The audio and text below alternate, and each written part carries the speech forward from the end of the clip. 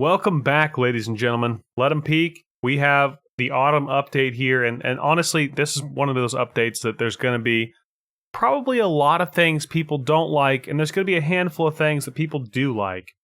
So we're going to go through it together real quick. I can just tell you, legendary tier carriers, that's here. That's going to super suck.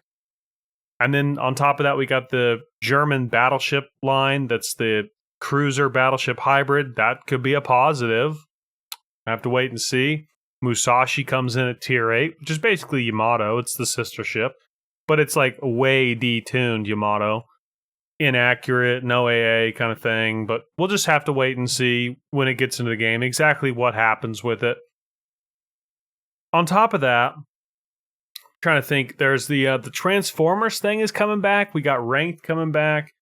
So there's a couple big positives there, but there's also a couple pretty big negatives there. It's one of those updates, you got to take the good with the bad.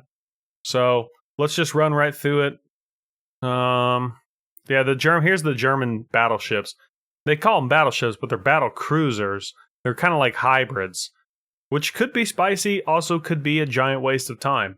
Not really sure. We're going to have to wait and see. We're going to have to play them. We're going to have to see what it's like, what each one's like. Obviously, they're going to branch off tier 4 here in the tech tree line. Branch off tier 4, go all the way up to tier 8. Hopefully, they're good. I really enjoy the Bismarck. I really do. But that's about the only thing German besides the Parseval that I actually care for in that entire battleship row there for the Germans. This is the Bushido campaign. This is Musashi, right? So Musashi's coming in tier 8. I mean, I was hoping we were going to have some time for tier 7 to, be normal and be fun to play again without Yamato's overmatching us, but no, of course not. And we're not going to look at any of that. Transformers, it doesn't really tell you anything that comes in, but this could be spicy. There could be a couple commanders in here that are really good. Just going to have to wait and see. Wait and see. Here's the part that I think is probably one of the more cancerous things that's coming in, and they're actually doing carriers at legendary tier. And that's kind of one of those things that I just don't think carriers belong in the game at all, but they're going to do what they want to do. So they're bringing in Midway and then Hiraku.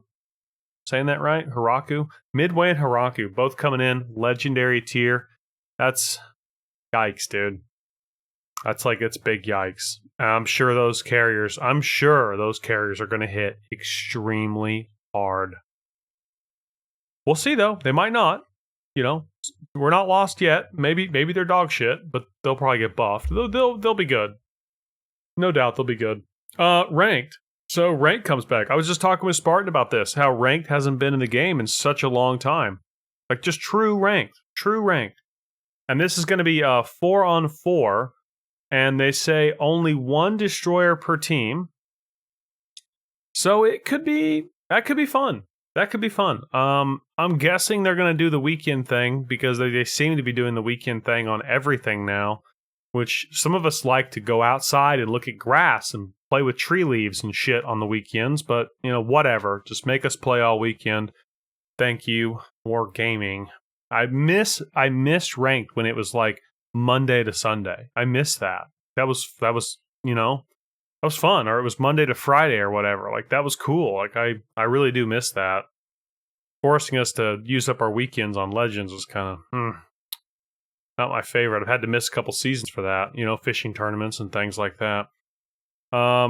Mobile Legends are here. Save the date, September 5th. Legends will be available for captains in Canada and the Philippines via their mobile devices.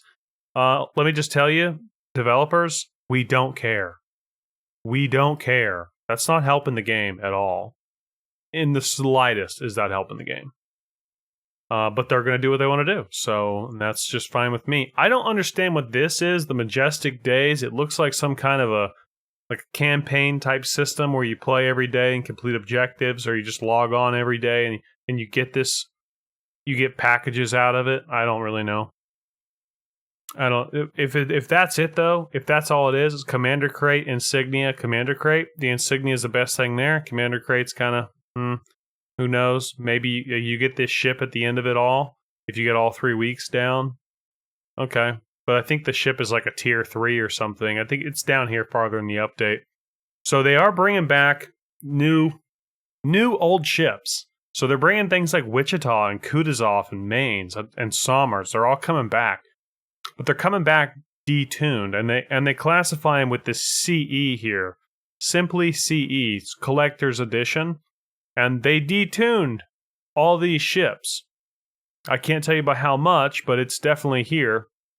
Wichita is coming back, and the HE goes from 28 to 26, goes from 4 to 42. Actually looks like a buff. That's got increased from 4 to 4-2. Okay. I thought they were all going to be nerfed, but that actually is a buff there. AP penetration increased by 11%.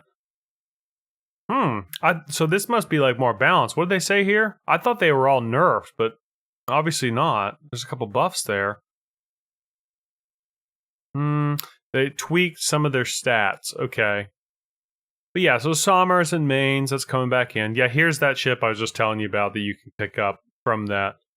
What is this called? Majestic Days. It's a tier 3. It's a British battleship. I mean, I don't really play tier 3, so I personally don't care whatsoever. Hopefully this thing will get the accuracy plotting room, because that was pretty nice on the Bellerophon when they gave it that. Made the ship actually playable, but I don't play tier 3, so yeah. This ship is coming into the game. Plymouth? Am I saying that right? Plymouth? It looks a lot like an Edinburgh from here. It looks extremely like an Edinburgh. Same consumables. I guarantee it's got the same dog shit steam-powered engine that cannot stop and cannot accelerate. Guaranteed it's got it. But this could be, something to play and something to have some fun with. We'll have to see. September 19th, that ship's coming in. What did I just do? I don't want to do that again.